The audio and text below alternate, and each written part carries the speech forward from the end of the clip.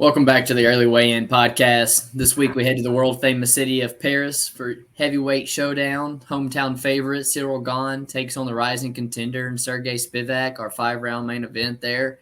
And at women's flyweight in our co-main event, another hometown favorite, Manon Fiorot, returning to fight former champion Rose Namajunas. We're back up to 11 fights, I believe it is, despite all these kind of like late-minute swap-ups and things. And we'll briefly run through them all. Make sure to do us a quick favor, like the video, sub to the channel, all the things we always ask for. As far as the last week goes, probably one of the worst betting nights in terms of the podcast. You know, I think we had said it happened recently, but not often are we both in the red. So I'll let you recap some of our better bets and some of the worst bets we made last week. Yeah, like you said, a little bit of a bloodbath. Looking over at your card first, I think the most disappointing one was probably Rolando Bedoya. He seemed to be the parlay buster of the week. He just didn't have multiple paths to victory, and I know that was like kind of our concern going into that fight. And I don't know, Caolan song, maybe it was he was fighting for something a little bit bigger that night. You know, not really sure, but looking at that one, and then the under 2.5 rounds and your parlay. Nakamura versus Fernie Garcia. Fernie's really, really tough. I didn't expect him to last that long, but that ended up hurting the parlay. And then let's see. The fight doesn't go the distance, and the Chidi Njokuani, Mikhail Oleksiejczuk, you laid a little bit of juice at minus 280. You put 2 units on it, though. You knew that somebody was going to break at some point in that fight, and that did end up happening. Not the best night at minus 4.68 units, but definitely something that you can come back from. Looking over at my card, definitely not any better. First fight of the night, Jarno Aarons versus Sungwoo Choi. I thought that we might have had something going there in the second round, but he was not able to capitalize on it. And, you know, I do think that Choi was the rightful winner, although I don't necessarily agree with a 30-27 scorecard. Right. Let's see. I think the bet I was most upset about was probably the fight doesn't go the distance and the Giga Alex Caceres fight. I thought that I was reading that a little differently, and maybe there was a sneaky spot on the under. But realistically, that was a kickboxing match. The submission prop never had legs, and it was just a tough fight all around for me on that night. I went a little bit smaller, but it was a complete reverse sweep, so minus 4 units on the night. Definitely looking to put that behind us and find some new spots this week. Yep. We start off the card in the bantamweight division where we see Taylor Lapilus taking on Caolan Loughran. This is a rescheduled fight, or not a rescheduled fight, but a fight that's come together just within the last day. Both of their opponents had fallen out, and they've been able to scrap this one together. Both guys, stand-up fighters. Lapilus, he's a southpaw. I think he has good distance management. He throws some straight punches. Loughran, he's small at only 5'6", but he fights tall, oddly enough. You know, when he does throw his punches, they're tight and powerful, and he chops you down with those leg kicks. Yeah. I do think that if this fight stays on the feet, we're in for a really good fight. I'm not really sure how I line this fight. Both guys were kind of being set up to get a W this weekend, and now it's a really good matchup that they've been able to throw together. I think I slightly lean Loughran here, although I am a little bit worried about him being able to close the distance on somebody like Lapilus. Yeah, great booking. I think it's a solid fight to kick off the Paris card. Lapilus, at only 23 years old, had a 3-1 stint in the UFC all the way back in 2015. So I'm excited to see the improvements and things that he's made. Like you said, long, rangy on the feet. I do think this is going to be a big step up in competition for Caolan. Triple the experience, fought a lot better level of competition. I think as the fight goes later on into the second and third round, it will start to swing Taylor's way. Lapilus doesn't have the power edge, but I think he's faster. I think he's more technical. If anybody's going to mix in a takedown late in the rounds, I do think it's him. Tough fight for Caolan to kind of make his debut in Lapilus's backyard. Caolan went from, like you said, kind of being a big favorite, winnable fight to now an underdog. I think Lapilus is like minus 170 or something here. A fight I'll probably pass on. But like you said, if this fight stays on the feet, I do think we're in for a banger to kick off the card. Moving to the next fight, Zarah Fairn taking on Jacqueline Cavalcanti. Honestly, at like plus 330, how often do you see somebody in their home country on a full camp at that big dog price against a person debuting on short notice? That's interesting in itself. And then you just throw in the fact that it's a women's MMA fight in general. Zarah Fairn is kind of the way I would be looking at any, if I were to bet this fight. But she's a pretty big fade in herself in the past. There's a good chance she doesn't even make 135 pounds here on Saturday at almost 40 years of age. Good kickboxer, but no gas tank, pretty much no grappling. But I think it's going to be close early. I really do. Cavalcanti, good forward pressure, young girl. But I was less than impressed, honestly, watching a few of her fights. And I don't know if she has the wrestling to cover this type of price tag that's in front of her. Career paths in 2 different points, though. So I think it is kind of easy to kind of side with Cavalcanti. But as far as value, I think that's on Zarah Fairn all day, man. Yeah, I don't have much faith in Zarah here. I think she's not going to get her UFC win here at 39 years old. It really does only look like it's going downhill. Mm-hmm. I do think that this is one of her more winnable fights that she's been matched up with in the UFC, although that's not saying much because I don't see how she's going to get it done here. This does seem like maybe it's just doing her a favor by giving her another fight in the UFC, even though she's a little bit undeserving. And it being in her hometown, this might be a spot where she's looking to retire, win or lose, and just go out on her shield here. This might be a look where the over is going to be steamed. And there might, like I said, I think that there's a shot that we see is something similar to Korean Zombie last week, where she's going to go out on her shield either way. And this might be that might be how I look to play the fight because I don't want to put any of my money on Zarah Fairn. So under. Yeah, maybe a sneaky little under. Jacqueline will be the pick for me though, for sure. Staying in the bantamweight division, Farid Basharat taking on Kleydson Rodriguez. Farid, he is the good Basharat brother. He's undefeated. He's coming in as another big favorite here against Kleydson. Kleydson, he's coming up a weight class after missing weight in his last bout against Shannon Ross. He has really good kicks. He kind of leaves himself open for counters when he is throwing those kicks. Takedowns have really been the Achilles heel since entering the UFC, and that's definitely going to be his biggest concern here coming into this fight. Basharat, he's got 6 takedowns and a little over 14 minutes of control time in the 2 fights that he's had in the UFC. Yeah. And I'm not sure that Kleydson's going to be able to be the one that's going to figure out that game plan of Farid. I do think stylistically this is a great matchup for Basharat, although if somehow this fight stays on the feet, we could have an intriguing matchup. Farid's going to be the pickup, though. Yeah, I'm glad you kind of feel that way about Farid. This is my first bet of the night. I got him at minus 270, and I just laid 2 units straight. I personally cap him around a minus 350. I think that's where he's headed. I as well. I think he's just kind of got the edge everywhere this fight goes. If it stays on the feet, I think he's very intelligent on the feet, and I don't think the big shots of Kleydson are going to land. I think Basharat's got fantastic distance range management, clear volume edge, the faster guy, and you talked on it, big wrestling upside, trains at a great camp, and Kleidson's coming up from 125 after not being able to make weight. He's going to be a very small bantamweight, and again, I just don't see an advantage for him in this fight. So I opted to just bet Farid straight here. And I think he potential to cover the price tag. I really like the Basharat brothers, man. Moving on to the next fight, I'm going to give him my best shot here. Morgan Charriere and Manolo Zecchini. That's how I'm going to pronounce it here.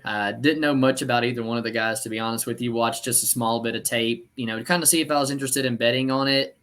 And it's pretty much, do you parlay the big favorite or are interested in taking a big dog shot? The guys have very contrasting type of styles. I feel like what I saw on tape was Morgan's the more well-rounded fighter of the two. He's very patient, doesn't rush. He doesn't put himself in danger a whole lot, but he sort of lacks that killer instinct to get the job done sometimes. Whereas Manelo's kind of the exact opposite. He's the guy who has zero trouble coming forward and forcing that kind of like firefight where he thrives. I think early on in the fight, he kind of is the more potent finisher. But as it goes on, I'm kind of worried about the gas tank. I think he's a whole lot less technical than Morgan is. So Morgan was the pick for me, but I do think Manolo is kind of the value side here, but neither one are kind of in a spot where I'm ready to back them. They both kind of got to show me a little something first. Yeah, I would agree. It's tough knowing that he's a UFC newcomer and coming here at like minus 350. Right. It's tough to get behind that. Not to mention he's almost in that double digit losses category, and that's another huge thing that I want to avoid.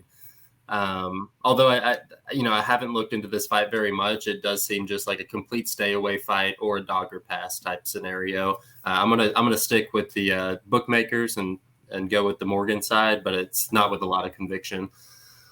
Moving up to the welterweight division, Ange Loosa taking on Rhys McKee. I told you, I've never been a huge Ange Loosa fan, although I was really happy to see him get the win over AJ Fletcher. It did at least tell me that he can get wins over UFC caliber competition. Mm-hmm. Something that holds significant weight in my eyes. Whereas Rhys McKee didn't really get a fair shake whenever he came into the UFC. He had to fight up a weight class, or maybe it wasn't up a weight class, but he had to fight Khamzat Chimaev. It don't matter. Destroyed, and then got given Alex Morono, who's a veteran of the game. He's currently, doing really well in his career, and since he got moved back to the regional scene, he's done exactly what he's supposed to do. He got a round 4 finish in his last time out, and I do like the fact that he's able to turn his career around. He was super young. To get those shots when he did come into the UFC, I'm not discrediting him too much, being as young as he was and the competition that he was facing.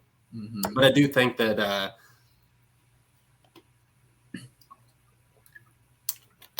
excuse me, man, I'm sick. I'm trying to get through this. I do think that he offers some similar problems that Munir Laziz has in the past. So the pick is going to be Rhys McKee. Not a lot of conviction. Take it. So I disagree with you just a little bit. This is my my second bet of the night. I have laid a little bit of the juice here on Ange Loosa. It's because I cap him around 67, 68%. Rhys McKee, somebody I personally don't rate too highly. I think Ange Loosa is the far superior athlete of the two, going to be the faster fighter in the cage, works behind a great jab, great cardio upside, great takedown upside, and he's got elite durability. I think there's very little finishing upside on either side, but I think Loosa has the edge if I give anybody that edge.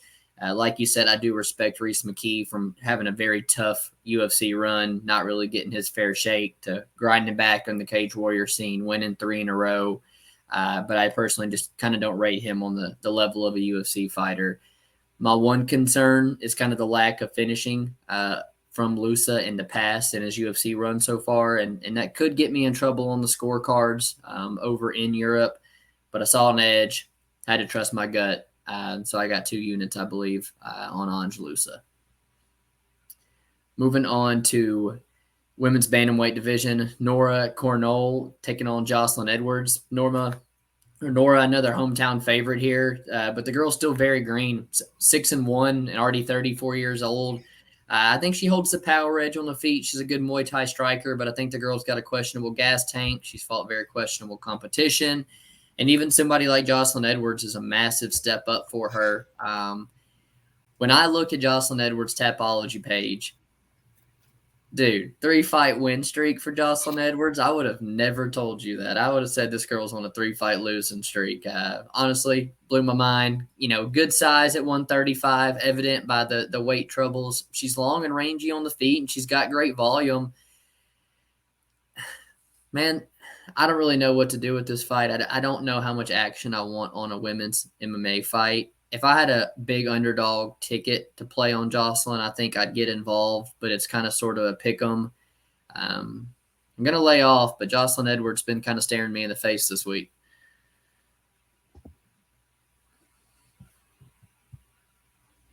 We can't hear you. Joselyn Edwards, her 3-fight win streak is as surprising as Vanessa Demopoulos' 3-fight win streak. One thing she does have going for her, though, is that she does have a size advantage over just about every girl that she's in the octagon with. And that seems to be the edge that she's able to get in these split decisions. It's just her being a little bit bigger, able to reverse some bad positions, lay on her opponents, make them work. And I do think that her being at evens right here against a UFC newcomer, I think that this is a perfect opportunity if you did want to play Joselyn Edwards. It does seem that she is the value side here. And win or lose, I think backing somebody with the UFC caliber experience, the wins, the size at low-level women's MMA is a plus EV play in the long run. Kicking off our main card, we start off in the featherweight division, William Gomis taking on Yanis Ghemmouri. I think that this is about to be a pure kickboxing fight, man. I do think that we are possibly going to be in a stinker for the first round or so as they are feeling out each other. But I am actually a decent fan of Gomis. I think that he's a pretty good fighter, and I'm not really sure where this line's going to drop, but I do favor him in any type of stand-up fight against a pretty big section of the UFC roster. So William Gomis is the fight in what I think is going to be taking place on the feet the entire time. Yeah, the odds makers believe you. I think William Gomis is a 3-1 favorite here in this rebooking. But Frenchman versus Frenchman, 12-2 versus 12-1. Pretty nice little fight. But I kind of agree with you. It might be a stinker for the opening card, just kind of like a slow paced kickboxing fight. Maybe laying the juice on the over 1.5 could be a look. They absolutely could, man. Gomis for me, hard to get a read on. Great frame. He missed weight last time out, but like 6 foot, 70-inch reach or something for featherweight. Fantastic frame, man. And he's a guy that's decent at everything. The length makes him tricky on the feet. He's a good striker. In the Aaron's fight, he's shown he can mix in some takedowns as well. But there's something about him that I don't know if I'm sold on him. I tried to fade him taking Francis Marshall. And to me, even watching back that fight earlier this week, I thought that was more of like Francis Marshall, what he didn't do that night. I thought if he just kind of pushed on the gas, put his foot on the gas a little bit, that fight was there for the taking for him. Maybe I'm just kind of overlooking, how difficult it was to kind of close the distance and stuff on William Gomis. But I was kind of looking at playing the underdog Lucas Almeida this week. I'm not going to lie. But I do see where Gomis is the favorite here. 3-1. I don't know if I can get behind that. But when I look at Yanis, he's going to be at a big size disadvantage. I'm not really a fan of any of his level of competition. So I kind of understand the price tag here and going to agree with William Gomis to probably get a clear decision win. Moving up light heavyweight division, we got Volkan Oezdemir taking on Bogdan Guskov. I'll be honest with you, man. I thought minus 180 was a generous price tag for the way more proven, way more rounded fighter who was actually getting ready for a fight here on Saturday. We're talking about Volkan Oezdemir, who's been competing with some of the best guys in the world at light heavyweight for a long time. This fight gets out of round one. I favor Volkan even at like 85% after round one. I think truly on the feet, he's got the better hands, nice calf kick, more clinch game, better wrestling game, just overall the better fighter here. And Bogdan is just somebody who's fought absolute scrubs, man. We're talking about like 5'10", 5'11", bloated light heavyweights, guys who are 40 plus years old. He shows a body kick and a big right hand to me. So, maybe he's catching Oezdemir at the perfect time, but I'm not sold on this guy whatsoever. And I think Volkan Oezdemir gets him out in the second round. Sounds like a potential bet. I got a bet on him. Oh, you do have a bet on him? I do got a bet on Volkan Oezdemir. Nice. You just play him straight? Yep, minus 180, 2 units. I liked it. So, generally speaking, I do think that Volkan is pretty one-dimensional. I do look to bet him as a dog against people who can't take him to the ground because, like you said, he can hang with anyone in the world on the feet. Yuri, DC, you name it. He's really gone toe-to-toe with some of the best while it's staying on the feet. When he is a juiced favorite, I'm a little bit more hesitant because he does lack multiple paths to victory. I'm not really sure Bogdan is all that good as a fighter, but as long as he has the willingness to stand in the pocket and bang with someone like Volkan, I do think that he's live to get an upset. Volkan, Just he's got a few more fight miles on him at this point in his career. And I kind of view Bogdan as somebody who is a little bit younger, seemingly quicker counters than Volkan Oezdemir, and doesn't look like he's afraid to throw with anyone. Him being Russian, he could have some potential to mix in a little bit of his game that we haven't been able to see yet. But you know, how I view it is Volkan is the rightful favorite, but I'm a little hesitant to bet on him because there is no potential for him to take the fight to the ground in my eyes, which is just enough to keep me off. But I will be picking Volkan to get the job done on Saturday. Mm-hmm. Moving down to the lightweight division, Benoit Saint-Denis taking on Thiago Moises. Man, I was on the BSD train in his last time out at plus 270, and he looked awesome. You know, I don't know, probably the best bet of the year so far for me. This time out, I do think that we're seeing a little bit of market overcorrection, dude. You know, I think when I look at this fight, it does seem like somebody in Thiago Moises that BSD could break down with his pressure. We saw that with Thiago Moises and Joel Alvarez, where Alvarez was just kind of able to come in there, big brother him almost, you know, come in there, just really bring the pressure and eventually break Thiago Moises. But Thiago is a proven UFC caliber, been fighting the best of the best, and has parts of his game that are better than Benoit Saint-Denis. I actually think that pure striking, pure submission grappling, those are places that Thiago Moises might have a slight edge in. It's the wrestling that I do think that he does fall short versus Benoit Saint-Denis here. That being said, if it does get taken to the mat, he's not a fish out of water, which is something that I do like to have. As this line continues to get steamed for Benoit Saint-Denis, and he, you know, becomes certainly Twitter's favorite bet of the week at this point. I am looking more and more to hop on the Thiago Moises side, strictly because he is somebody who we know has multiple paths to victory, a proven fighter, and I do feel like he's getting a little disrespected here in somebody who's coming off of a huge KO win. Love to hear every bit of that, man. I think there is so much recency bias factored into the fight. And for me, it doesn't do much for me that Ismael Bonfim. You know, I've personally looked back as one of my worst passes of the year, and I 100% agree with you. One of your best bets of the year. But I also think there's a whole lot of recency bias in this over under, man. You know, both of them have been finishing guys lately, but historically, both of them are very, very durable. We've seen Saint Denis go up at 170 and take an ass whooping of a lifetime. You know, he is tough as nails. And Moises, you know, we talk about Joel Alvarez, like, you know, he missed weight that night, literally came in at like, dude, he looked 185 pounds or something on fight night, landed some nasty elbows that stunned him, jumped on him quick, and that happens sometimes. The only other time he's been finished in the fourth round to Islam Makhachev. You know, when I look at how this fight plays out on the feet, I think it's pretty evenly matched, and I actually lean toward Thiago Moises like yourself. On the mat, I don't feel comfortable saying either guy has a big advantage. I kind of lean like you. Maybe Benoit has the, you know, wrestling advantage, but I think Thiago Moises has the submission upside, and if he is on his back, I think he's going to be safe here.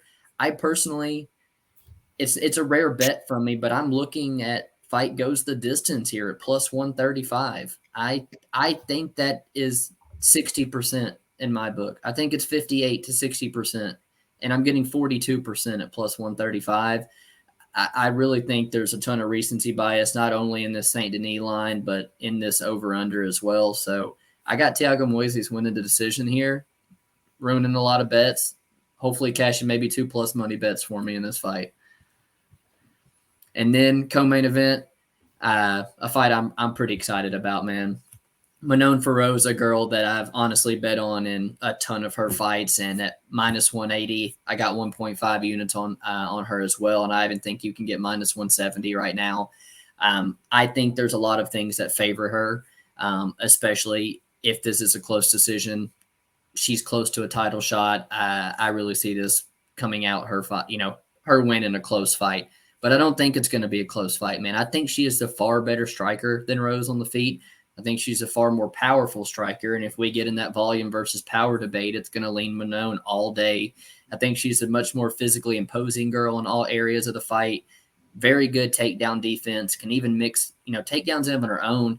And when I look at her last 3 fights, Mayra Bueno Silva, Jennifer Maia, Chookagian, I personally think that's harder fights than she has in front of her and Rose Namajunas coming all the way to Paris and fighting her on Saturday. I don't know why Rose is making this move to 125. The girl's been a head case from day one.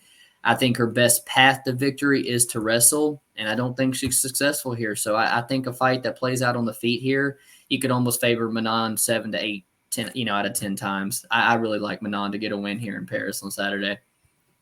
Okay, so I think we see this fight a little bit differently.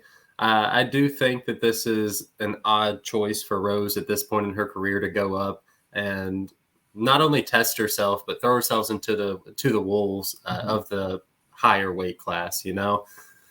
Manone's definitely one of the more physical girls in the division, but Rose is used to dealing with physical girls. Jessica Andrade, Weili Zhang, neither one of those. Both those girls are at least comparable in the physicality to Manon Fiorot.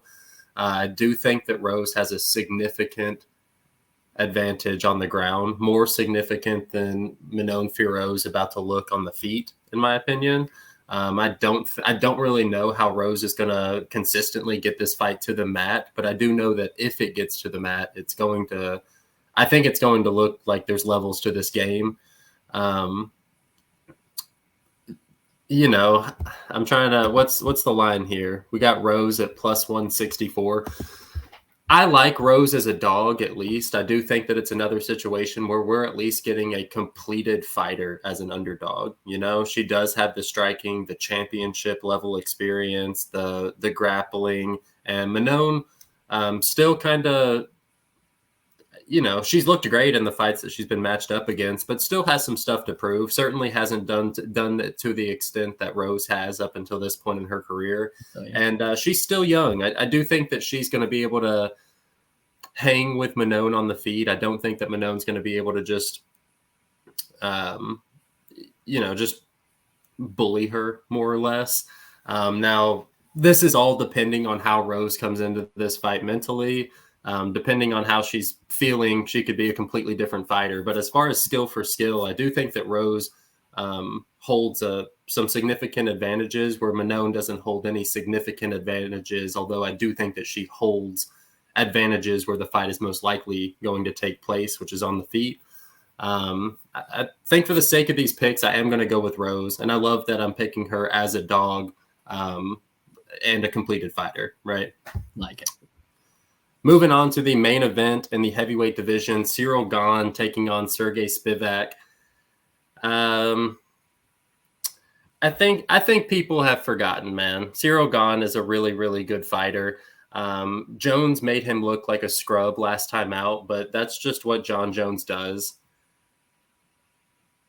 Spivak is somebody who I think if he could get his grappling game going, he could find success, but I don't think that his entries are clean enough to get the fight to the mat against Ciryl Gane. Something that Jones had success with was that he tried to get off 0 damage whenever he did get the fight to the mat. In the Ciryl Gane fight, he focused on just continuing to advance his position and then eventually get the fight where he wanted it. Whereas Sergey, I do feel like he's more of a type of fighter who will shoot for more raw takedowns, focus on trying to get off damage rather than just strictly control. And that's something that you have to focus on with Ciryl Gane. I don't think that Sergey is going to be able to just pick him up, put him on the mat and keep him there. And if this fight stays on the feet for long enough, I do think that Gane's going to get the reads and eventually put Sergey Spivak to sleep over the course of 5 rounds as he starts to slow down. I see it very, very similar, man. I think it's a good main event. I think you got 2 guys with clear path to victories, and you really don't have to go into too much detail how they match up. I'm looking at the Ciryl Gane side, and I'm also looking at the under 2.5 here. When Spivak loses, it's typically by early stoppage here, and you throw this guy in a tough crowd environment with a ton of support for Ciryl Gane on Saturday. I think he's very live to get stopped here early again because, again, we just know who the far better striker is too. But then you kind of look at how Ciryl Gane's lost his last two, and it's by getting out wrestled. And while I will never compare anything to John Jones, Sergey is a specialist in his own right, though, and he's up there with some of the better grapplers that Ciryl Gane has ever had to deal with. And I think if Sergey Spivak gets his game plan going, it could creep over the 2.5 round mark. And so that's why I'm kind of unsure if I want to play that or not. John was quickly able to get that choke, but I think Cyryl's would be much more keen to playing it safe here, and that time kind of slipping away from me.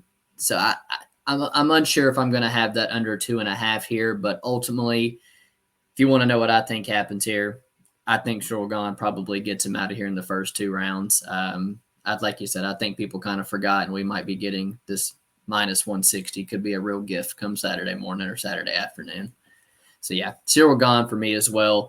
Got 11 fights going down here on Saturday. I know we've already got a few bets out. Keep an eye out on Twitter. We'll release our full card on Saturday. We appreciate you guys hanging out with us. Make sure to like and subscribe, and we'll see you next week.